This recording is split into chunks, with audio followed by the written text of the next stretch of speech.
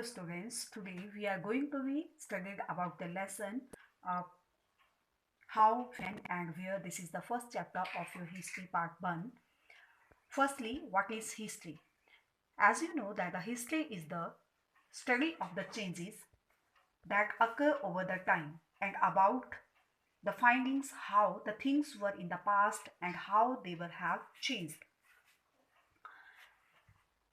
While we are studying history, a number of questions arises in our mind. In order to understand the history in proper way, we have to be uh, understand the answers of some of the questions like here what happened, when happened, where it happened, and how it happened. All these are the questions which always arise in our mind, and we want to be gain the answer of these questions. Classification of the history.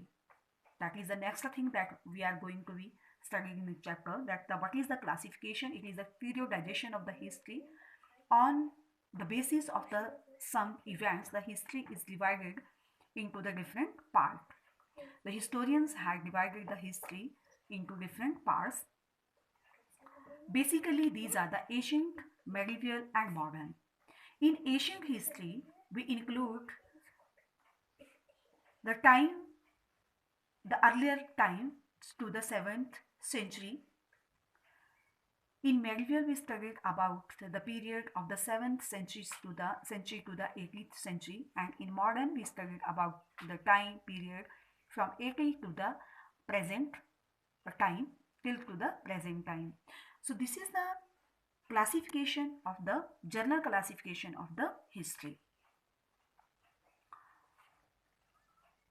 Now the classification according to the James Mill. James Mill was a Scottish economist. He was also the philosopher.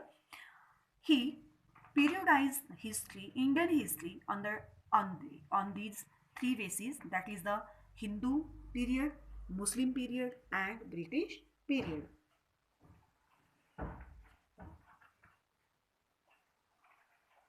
According to the rulers of the history, he divided the history into these three parts. Now, about the sources of the information. How we comes to know about the history? What are the sources which tells us about the history?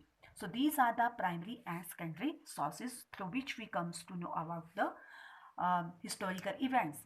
So just like the in primary sources, coins, manuscripts, inscriptions, historical monuments, and other sources like letters, texts, diaries, documents, interviews, all these are the sources of history which tells us about the historical period and their main events, that what happened, when happened, and where it happened and how that was happened.